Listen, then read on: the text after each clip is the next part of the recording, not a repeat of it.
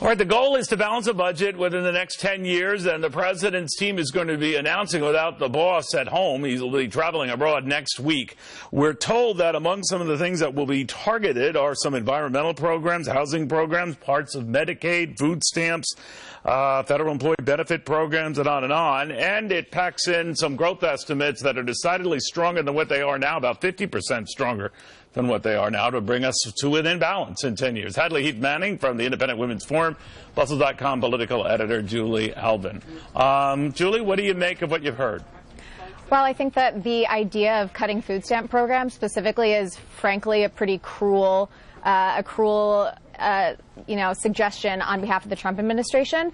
75% of the households that use these food stamp programs have a child, a disabled person, or an elderly person in them, and cutting crucial resources to those people, I think, is ill-advised. It also could have negative health impacts. Children who have access to these food stamp programs have a much lower incidence of high blood pressure, of diabetes, of obesity. Slowing the rate of growth. I hear where you're coming from. But Hadley, one of the things that came up in this, as well as what's not in this, to address the runaway costs that are increasing for Medicare and Social Security. Now, there might be perfectly sound political reasons for doing so, but to leave those two hot potato and exponentially growing budget items off for whatever reason limits how much you can cut, right? That's right. I mean, if we really want to address the root core problems in our government spending, we have to address entitlements like Medicare and Social Security. Those comprise together about 50% of our total federal spending every year. And it's not just a matter of cutting those programs. It's really a matter of reforming those programs so that the federal government can do the best job of keeping its promise to people who are entering their retirement years, but focusing on making reforms for people who are my age, who are in the workplace today, and for whom those programs may not be solvent when we reach retirement age. I don't care about people your age. I really don't. I mean, you're way too young, both of you.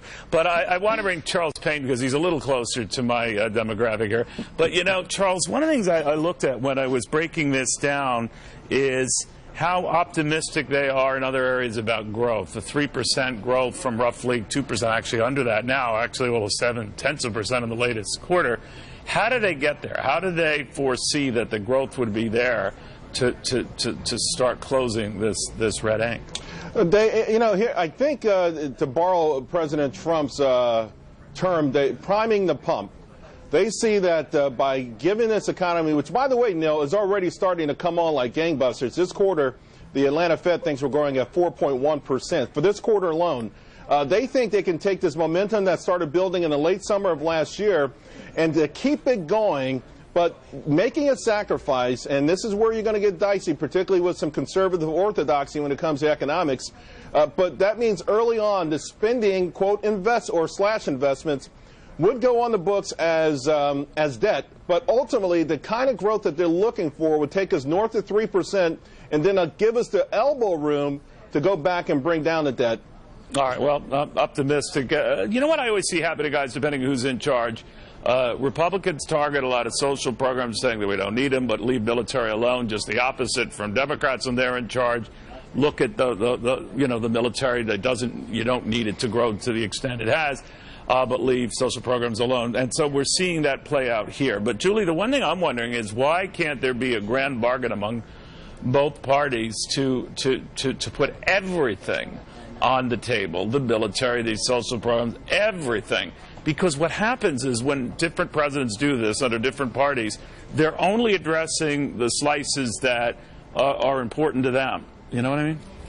I mean, I certainly would advocate for both sides of the aisle kind of coming together on this topic and figuring out what they can make compromises on. And then I realize that is a silly dream, and maybe we'll have to wait until the next version of this Congress. Well, or any kind. I guess we never get serious about this. Those entitlements are sticking out there, Charles. Neil, they did it. It was called sequester. I know. And both parties hated it, okay? And they could not wait to try to push it. And they have a history of that with Graham Rodman enforcing budgetary discipline. But, Hadley, what I worry about is the way we play this is based on a shell game. Now, the growth numbers, I'd love if Charles are right to prove this could be done. But we're running out of wiggle room here.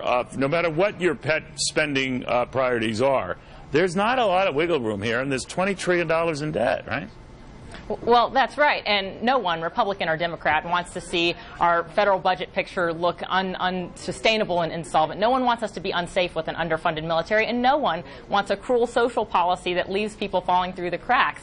But the reason you see those differences in the way Republicans and Democrats approach the federal budget is because we have very different opinions about the role of government in society. No one wants to see our neighbors go hungry because of cuts to the food stamp program, but we believe that there's a stronger role for states to play, for local governments to play, for local food banks and charitable enterprises to play. What we have to do, guys, is just slow the growth. That's what we have to do. We got to slow the growth. Absolutely. You know, on everything, but we'll see. I want to thank you all very, very much. There are some reasonable solutions to this without being, you know, throwing our security away, and starving kids. I don't know, but there's no middle ground, it seems. But there is, actually. All right, when we come back here.